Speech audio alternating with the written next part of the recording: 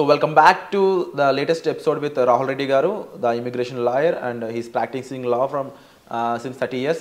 So right now OPT నుంచి stem నుంచి H1Bకి మారే వాళ్ళ సిచ్యువేషన్స్ ఏ విధంగా ఉండబోతున్నాయి యూఎస్లో అనేది తెలుసుకుందాం. Hi sir. Sir I'm very fine sir, and how are you sir? Good. So upcoming మార్చ్లో H1Bకి సంబంధించిన లాటరీస్ అవి ఉండబోతున్నాయి కాబట్టి వాటి గురించి డిస్కస్ చేద్దాం. సో ఓపీటీ అండ్ స్టెమ్ నుంచి ఎవరైతే H1B కోసం వెయిట్ చేస్తూ ఉంటారో లాటరీ టైంలో వాళ్ళ మీద ఎఫెక్ట్ ఏ విధంగా ఉంటుందంటారు? ఇప్పుడు మనకు కొత్త H1B రెగ్యులేషన్స్ వచ్చినాయి. దాని ద్వారా ఏమైందంటే థర్డ్ పార్టీ ప్లేస్మెంట్ అనేది కొద్దిగా స్ట్రిక్ట్ అయిపోయింది.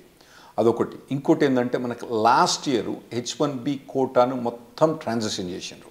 అంటే అంతకుముందు 7-8 years నుంచి ఎట్లుండే అంటే అంతకుముందు 3-4 years ఎట్లుండే అంటే ఒక 10 కంపెనీల నుంచి కూడా కొందరు ఫైల్ చేసిండ్రు, ఫ్రాడ్లెంట్ ఫైలింగ్స్ అయ్యి. అంటే ఒకవేళ కనుక కొన్ని జాబ్స్ ఉంటే 10 కంపెనీల నుంచి ఫైల్ చేసిన ఉన్నారు. అయితే ఇప్పుడు లాస్ట్ ఇయర్కి వచ్చేమటికి ఏమైందంటే నీకు ఒకవేళ కనుక 10 కంపెనీలు ఫైల్ చేసినా కూడా శ్రీనివాసరావు అన్నతను మాత్రం ఒకటే కాబట్టి అతనికి ఒకటేసారి లాటరీ వచ్చే ఛాన్స్ ఉంటుంది. అతని బిల్లుని 10 సార్లు బెటరు. ఓకే, మనం అప్పుడప్పుడు పెడతాం కదా, చిన్నప్పుడు పెట్టినప్పుడు మన పేరు ఇచ్చి పెడతాం. మన పేరు ఎక్కువ రాయాలంటే ఏం చేస్తాం, 10 సార్లు రాసి అనలేస్తాం. అటువంటి అలౌడ్ లేదన్నట్టు. ఇప్పుడు ఎన్నిసార్లు రాసినా కానీ ఒకటే చిట్టి ఆ శ్రీనివాసరావు గారి పేరుతోటి ఒకటే చిట్టి పోతుంది. ఆ చిట్టి ద్వారా అది లాస్ట్ ఇయర్ ఇంప్లిమెంట్ చేసినారు. ఇప్పుడు కొత్త రెగ్యులేషన్స్ ప్రకారం ఏం చేసినంటే దాన్ని రెగ్యులేషన్స్ ద్వారా చేయబట్టి ఏమైనా కోర్టుల కేసులు కానీ వాటిని ఎదుర్కోవడానికి ఈజీ అవుతాయని చెప్పి వాళ్ళు రెగ్యులేషన్ ద్వారా పోయినరు. అయితే ఇప్పుడు కొత్త ప్రొవిజన్ ఏంటంటే లాటరీ మనం మార్చ్లో ఫైల్ చేసేటప్పుడు కొత్తగా ఫీజు అంతకుముందు $10 ఉండే. $10 ఏంటంటే ఎప్పుడు ఇవ్వాలి, ఎప్పుడు పెద్ద కేర్ చేయరు. సో కొందరు ఫ్రాడ్లెంట్ ఫైల్ చేసే వాళ్ళు కొద్దిగా ఎక్కువ ఫైల్ చేస్తున్నారు, $10. ఇప్పుడు దాన్ని $215 చేసినట్టు. సో కొంచెం ఫిల్టర్ చేయడానికి, కొద్దిగా ఫిల్టర్ చేయడానికి చేసినట్టు. అసలు మేము ఈ రెగ్యులేషన్స్ పాస్ చేసేటప్పుడు మేము ఏమైనా అడ్వైజ్ చేసినామంటే అసలు మొత్తం లాటరీ చేసేటప్పుడు మొత్తం ఫైలింగ్ ఫీజే తీసుకోండి. ఓకే, సెలెక్ట్ అయితే ఆ ఫైలింగ్ ఫీజు ఇవ్వకండి. ఎట్లా మేము కట్టాలి కదా, ఫైలింగ్ ఫీజు కట్టాలి కదా, మేము ఇవ్వకండి అని చెప్పి మేము అడ్వైజ్ చేసినాం. వాళ్ళు ఇన్లే సరే ఏదో $215 చేసిండ్రు. సో ఇప్పుడు కొత్తగా ఓపీటీ నుంచి స్టెమ్ ఎక్స్టెన్షన్ నుంచి ఉన్న వాళ్ళు ఇప్పుడు మార్చ్ అంటే మనకు దగ్గరకు వచ్చింది. ఇప్పుడు ఆల్మోస్ట్ డిసెంబర్ అయిపోతూనే ఉంది. మార్చ్కు మీకు H1B లాటరీ ఉంది. ఇప్పటి నుంచే మీరు కంపెనీ కానీ కంపెనీ హెచ్ఆర్ కానీ కంపెనీ లాయర్ కానీ కాంటాక్ట్ చేసి టచ్లో ఉండి మీరు H1B ఫైల్ చేయడానికి రెడీ కాండి. అండ్ వీళ్ళు ఎటువంటి జాబ్స్ని చూస్ చేసుకోవడానికి స్కోప్ ఉంటుందంటారు ముఖ్య H1B టైంలో? నార్మల్గా అంటే మన వాళ్ళందరూ కంప్యూటర్ ప్రొఫెషనల్స్ ఉంటారు కాబట్టి మనకు 3 types ఆఫ్ జాబ్స్ ఉంటాయి నార్మల్గా అండి. ఒకటి ఎండ్ క్లయింట్ అంటే నార్మల్గా కోకోలా కంపెనీ, లేదంటే నెక్స్ట్ ఇంప్లిమెంటేషన్ పార్ట్నర్, ఈ డెలాయిట్, కాగ్నిజెంట్, ఇన్ఫోసిస్ అని ఇంప్లిమెంటేషన్ పార్ట్నర్ టైప్ ఉంటాయి. ఇంకోటేమో ABC కన్సల్టింగ్ కంపెనీ, చిన్న కంపెనీస్ ఉంటాయి. అయితే మనం మొదలు కవర్ చేసిన ఎపిసోడ్లో ఏంటంటే కోకోలతో కంపెనీతో పనిచేస్తే కొద్దిగా మంచిగా ఉంటుంది H1B ప్రొవిజన్స్ అని చెప్పినాం. కాకపోతే ఈ ఎండ్ క్లయింట్ పనిచేసినప్పుడు వాళ్ళు ఏం చేస్తారంటే నీకు 3 ఏళ్ళు వర్క్ పర్మిట్ ఉంది కదా, నీకు ఇప్పుడే H1 అప్లై చేయమంటారు. అది వీనికి పెద్ద బాధ అయింది. ఎందుకంటే ఇప్పుడు 3rd year పోయినప్పుడు వీని H1B లాటరీ రాలేదనుకోండి, వీని పని గోవిందా. సో అటువంటి వీళ్ళు నార్మల్గా కంపెనీ పోయేటప్పుడు అంటే చాయిస్ ఉంటే మాత్రం మీకు కంపెనీ ఈ ఇయర్ మీకు H1B అప్లై చేస్తుందా చేస్తలేదా అదొకటి కనుక్కోండి.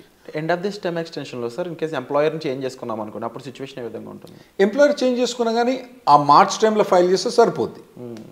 మార్చ్ టైంలో ఫైల్ చేయకపోతే సరిపోద్ది.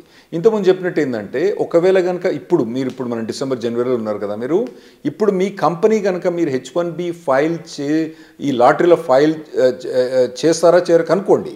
ఒకవేళ చేయరని అనుకుంటే మాత్రం ఈ కంపెనీ వదిలిపెట్టి వేరే ఏ కంపెనీ కనుక మీకు జాబ్ దొరికితే ఆ కంపెనీకి పోవడం బెటరు.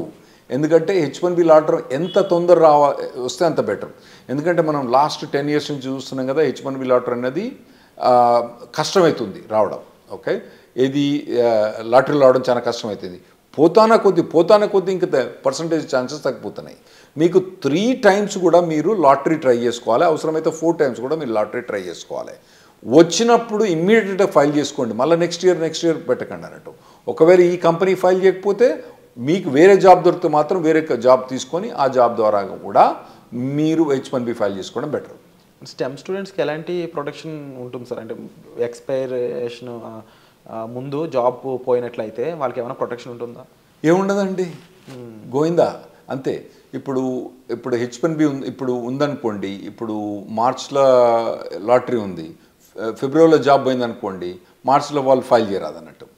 అయితే కొందరు ఏం చేస్తారంటే ఈ కన్సల్టింగ్ కంపెనీ ద్వారా పోయి ఫ్రాడ్లెంట్గా వాళ్ళకి డబ్బులు ఇచ్చో జాబ్ లేకున్నా ఫైల్ చేయించుకుంటారు. అవి అయితే నేను అవాయిడ్ చేయమని చెప్తా. ఎందుకంటే మీరు లాంగ్ రన్లో చూసుకోండి, మళ్ళీ కాకపోతే ఇండియాకి వచ్చి మీరు మళ్ళీ H1B లాటరీ అప్లై చేసుకోవచ్చు, కానీ ఇటువంటి ఫ్రాడ్లెంట్ కంపెనీస్ మాత్రం పోకండి. జెన్యున్ జాబ్ ఉంటే మాత్రమే మీరు H1B ఫైల్ చేయించుకోండి. జెన్యున్ జాబ్ లేకపోతే ఎప్పుడు కూడా H1B ఫైల్ చేయించుకోకండి. లేదు, ఇన్ కేస్ జాబ్ పోయింది అనుకున్న టైంలో స్టెమ్ ఓపీటీ మెయింటైన్ చేస్తూ ఎంప్లాయర్ మార్చుకునే స్కోప్ ఉంటుందా? స్టెమ్ ఓపీటీలో మనకు 90 days ఆఫ్ అన్ఎంప్లాయ్మెంట్ అలౌడ్ అండి. సో ఆ డేస్ని అక్కడక్కడ మెయింటైన్ చేసుకోవాలి. అదే అక్కడ మెయింటైన్ చేసుకోవచ్చు. మెయింటైన్ చేసుకొని దెన్ వేరే జాబ్ కనుక హాప్ ఆన్ అయితే అప్పుడు H1B ఫైల్ చేసుకోవచ్చు. కాకపోతే ఈ మార్చ్లో ఈ H1B లాటరీ ఎప్పుడు ఫైల్ చేస్తారు?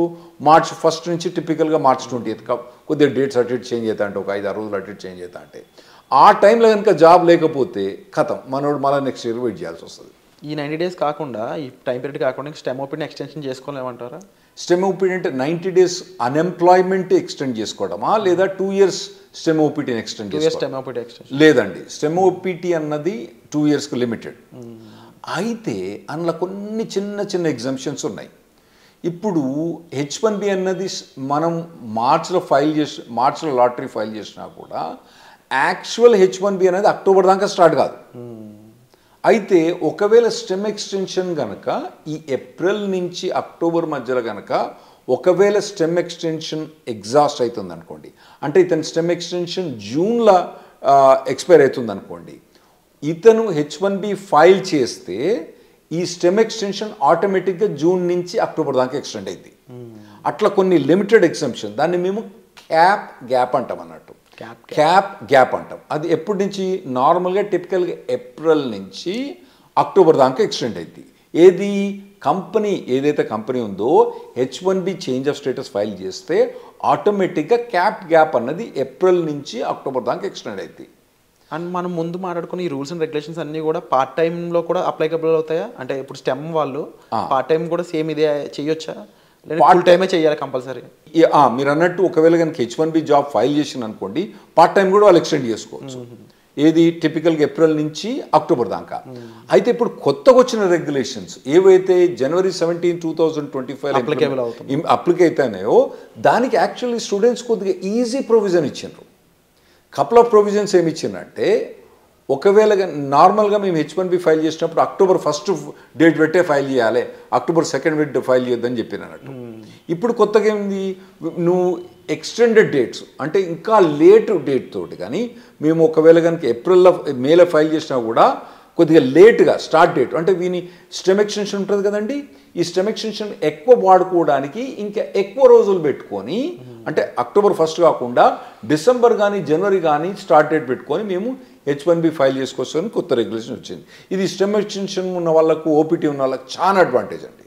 ఎందుకంటే అనవసరంగా 6 years H1B వాడరు. ఇంకోటి ఏంటంటే వీళ్ళకు ఓపీటీ స్టెమ్ ఎక్స్టెన్షన్స్లా వీళ్ళకు 7% ఇన్కమ్ ట్యాక్స్ రిబేట్ వస్తుంది.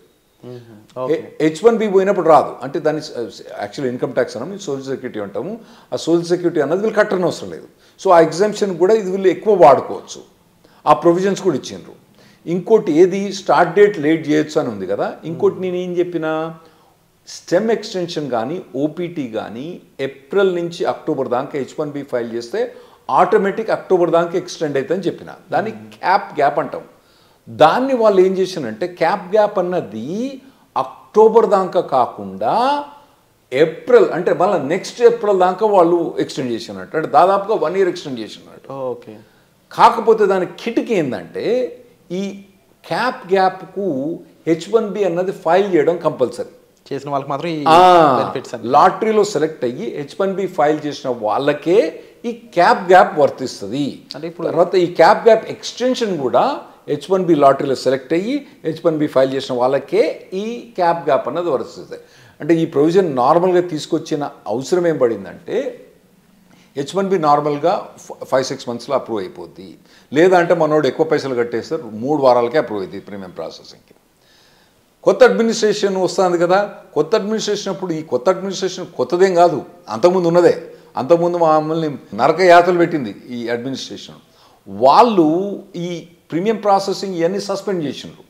అయితే ఇప్పుడు క్యాప్ అనేది అక్టోబర్ దాకానే, ఇదివరకు పాత రూల్స్ ప్రకారం అక్టోబర్ దాకానే ఎక్స్టెండ్ అయ్యి అక్టోబర్లో H1 అప్రూవ్ కాలేదనుకోండి, ఇడు జాబ్ చేయకుండా కూర్చోవాలి. అప్పుడప్పుడు పెద్ద కంపెనీలు ఏం చేస్తాయి, జాబ్ చేయకపోతే పో నీ H1 తీసేస్తాను, తీసిపో, జాబ్ తీసేసుకొస్తాడు. అప్పుడేమవుతుంది, నా గరక నా ఘాటక అవుతాడు వీడు. అయితే ఇప్పుడు కొత్త ప్రొవిజన్ ప్రకారము ఒకవేళ ట్రంప్ అడ్మినిస్ట్రేషన్ వచ్చి H1 ప్రీమియం ప్రాసెసింగ్ తీసేసిన, అంటే ఎక్స్ట్రా $2,500 కట్టినా కూడా, దానికి ఎక్కువ ఫాస్టర్ ప్రొవిజన్ తీసేసినా కూడా, మనోడు అక్టోబర్ దాటిన తర్వాత, అంటే వీని వర్క్ పర్మిట్ ఒకవేళ జూన్లో అయిపోయినా కూడా అక్టోబర్ దాకా కాకుండా మళ్ళీ ఏప్రిల్ దాకా ఇతను జాబ్ గ్యాప్ మీద జాబ్ చేసుకోవచ్చు. అది ఈ January 17th మనకు వచ్చే రెగ్యులేషన్స్ తోటి చాలా అడ్వాంటేజ్ అవుతుంది మనకు. ఓవరాల్గా డిఫరెంట్ అప్లికేబుల్స్ అయితే రానున్నాయి అనేది అర్థమవుతుంది క్లియర్గా. అండ్ కొన్ని బెనిఫిషరీస్ కూడా కనిపిస్తూ ఉన్నాయి డెఫినెట్లీ. అండ్ బిఫోర్ జాబ్ వీళ్ళు STEM OPT వాళ్ళు ఎటువంటి రిక్వైర్మెంట్స్ ఉంటాయి సార్ అప్లై చేయడానికి? అంటే OPT STEM ఎక్స్టెన్షన్ ఈ రెండిట్లు అంటారా? అంటే వీళ్ళు మొదటి నుంచి కాలేజీలో చదువుతున్నప్పుడే వీళ్ళకు ఆన్ క్యాంపస్ రిక్రూట్మెంట్ నడుస్తుంటుందండి. వాటిల్లో పార్టిసిపేట్ చేయాలి. ఇంకోటి ఏంటంటే, మీకు ఇంతకుముందు చెప్పినట్టు ఏంటంటే, వీళ్ళు మొదటి నుంచి కూడా ఏదో టెక్నాలజీ తీసుకొని, హాట్ టెక్నాలజీ తీసుకొని, కరెంట్ టెక్నాలజీ తీసుకొని, దాని మీద కంప్లీట్గా ఇంటర్న్షిప్స్ కానీ, తర్వాత ఎడ్యుకేషన్ కానీ, ట్రైనింగ్ కానీ తీసుకొని, ఒకవేళ టెక్నాలజీ మారితే మళ్ళీ ఇమీడియట్గా మారండి టెక్నాలజీ. కానీ ట్రైనింగ్ అన్నది ఇక్కడ కూర్చొని ఆ సినిమాలు చూసిన దానికి వీటి చూసిన దానికన్నా ఇటు పక్క పోయి ఈ ట్రైనింగ్ ఇటువంటివన్నీ తీసుకోవడం చాలా మంచిది. ఎందుకంటే నార్మల్గా ఇక్కడ జనరల్ ప్యాకేజ్ ఏంది 5 lakhs 6 lakhs ఉన్నది, అక్కడ మీకు 80 లక్షల నుంచి మొదలైంది ప్యాకేజ్. సో మీకు 6 lakhs నుంచి 80 లక్షలకు ఉండే పెర్ఫార్మెన్స్ మీరు అక్కడ యూఎస్కి వస్తుండ్రు కాబట్టి, మీరు చేసే పెర్ఫార్మెన్స్ కూడా 10 times బెటర్ ఉండటానికి మీరు షార్పన్ అప్ కావాలి. అది మొదటి నుంచి ప్రిపేర్ కాండి. చక్కగా OPT అయిపోయిన తర్వాత అప్పుడు ఎతుకుతలే జాబ్, తర్వాత చూసుకుంటలే. ఇప్పుడైతే సినిమాలు చూస్తా, షికార్లు పోతా, తాగుతా, తింటా, బిర్యానీ తింటా, పొద్దుగాల మధ్యాహ్నం, సాయంత్రం అయితే వాలీబాల్ ఆడతా, కానీ తర్వాత చూసుకుంటా, OPT అయిపోయిన తర్వాత చూసుకుంటే మాత్రం అది తప్పుడు పని. మీరు మొదటి నుంచి ఇంజనీరింగ్ కాలేజ్ నుంచి ఫస్ట్ ఇయర్ నుంచి, ఒకవేళ మీరు US రాదలుచుకుంటే, మీరు ఇక్కడ కూర్చొని ఎక్కడనో 5 లక్షల ప్యాకేజ్ 6 లక్షలు తీసుకుంటే మీ ఇష్టం. మీరు కనుక US వచ్చి OPT మీద పనిచేసి STEM ఎక్స్టెన్షన్ మీద పనిచేసుకుంటే మాత్రం మీరు ఫస్ట్ ఇయర్ నుంచి మీరు కంటిన్యూస్గా శ్రమ పడితే మీరు OPT STEM ఎక్స్టెన్షన్ వచ్చినప్పుడు మీకు మెచ్చుకునే మార్కెట్ మంచిగా ఉన్నప్పుడు ఏముంటుందండి, అప్పుడు ఏమంటారు కదా, కుక్కను కూడా సింహాసనం ఎక్కించినప్పుడు వీళ్ళందరి మన వాళ్ళని సింహాసనం ఎక్కించినప్పుడు, ఏది మంచిగా స్కిల్ సెట్ లేని వాళ్ళని వాళ్ళందరూ కూడా కుక్క మీద వీళ్ళందరూ సింహాసనం ఎక్కి కూర్చున్నారు. ఇప్పుడు ఎట్లున్నది పరిస్థితి, మార్కెట్ పరిస్థితి మంచిగా లేదు. మరి మార్కెట్ పరిస్థితి మంచిగా లేదంటే యాక్చువల్గా మీరు స్టాక్స్లో బాగా చేస్తుంటారు కదా, అసలు యూఎస్లో ఇప్పుడు స్టాక్ మార్కెట్ ఎట్లుందండి, హై రేట్స్ ఉన్నాయి, అన్నీ బాగున్నాయి స్టాక్ మార్కెట్, అయినా కానీ ఐటీ ప్రొవిజన్ మొత్తం డౌన్ అయిపోయింది. ఎందుకైందంటే మెయిన్ ప్రొవిజన్ ఏంటంటే 2021 ఎప్పుడైతే మన కోవిడ్ అయిపోయిందో అప్పుడు ఎట్లా హైర్ చేసిందంటే, అమెజాన్ కొన్ని కంపెనీస్ అయితే ఒకటే అండి, మీ శాలరీ ఎంత, ఇన్కమ్ ట్యాక్స్ చూపేరా అని వీళ్ళు పట్టుకుపోయినారు. నీ W2 ఎంత, నీ W2లా ఓకే నీకు 80 లక్షలు వస్తుంది, ఓకే ఒకటేరా నీకు, ఇగో 1,60,20,00,000 అంతే, వారు ఏం మాట్లాడలేదు. అట్లా చాలా మందిని హైర్ చేసిండ్రు. చక్కగా తీసుకుపోయి కుక్కను తీసుకుపోయి సింహాసనం మీద కూర్చోబెట్టిండ్రు. ఇప్పుడు ఏమవుతుందంటే వాళ్ళందరూ చాలా మంది లే ఆఫ్స్ అవుతుండ్రు, ఇంపాక్ట్ చూపిస్తున్నారు. ఇప్పుడు కొత్తగా వచ్చే పోరాళ్ళకు మాత్రం ఆ లగ్జరీ ఏదైతే 2021-22లో ఏదైతే హైరింగ్ చూసిండ్రో, ఆ తర్వాత అంతకుముందు హైరింగ్ చూసిండ్రో, ఇంకా ముందు మీరు చూడరు. ఆర్టిఫిషియల్ ఇంటెలిజెన్స్ అనేది బాగా డెవలప్ అయింది. దాంతో ఏమవుతుందంటే ఈజీగా ప్రోగ్రామింగ్ అయిపోతుంది. కాబట్టి మీ జాబ్స్ అన్నవి చాలా కష్టమవుతాయి. మీరు మొదటి నుంచి ప్రిపేర్ కాండి. స్పెషల్గా మీరు US రాదలుచుకున్న వాళ్ళు మాత్రం మొదటి నుంచి ప్రిపేర్ అయ్యండి. మీరు ఇక్కడనే ఉండి చిన్న చిన్న జాబులు చూసుకుంటే మీ ఇష్టం. అక్కడ కనుక మీకు హై లెవెల్ జాబ్ కావాలంటే అక్కడ లో లెవెల్ జాబ్స్ ఉండవు. ఎందుకంటే వీళ్ళకి జాబ్ ఇవ్వడానికి వీలుండదు అక్కడ. ఏది OPT స్పెషలిస్ట్ STEM ఎక్స్టెన్షన్లా వాళ్ళు తీసుకొచ్చి $5 $10 జాబు ఇవ్వడానికి వీల్లేదు. రెగ్యులేషన్స్ ఎలా చేయవు కాబట్టి వీళ్ళకి హై లెవెల్ జాబ్ కావాలి. కాబట్టి ఆ లెవెల్ జాబ్ కావాలంటే మీరు ఇప్పటి నుంచి ప్రిపేర్ కావడం better. Wonderful sir. So latest updates కోసం చూస్తూనే ఉండండి. అండ్ చాలా విషయాలు అయితే మనకు రాహుల్ రెడ్డి గారు చెప్పడం జరిగింది. సో మీరు వీటిపై ఏమనుకుంటున్నారు, మీ ఒపీనియన్ కామెంట్ సెక్షన్లో మెన్షన్ చేయండి. And thank you so much for the wonderful. Thanks.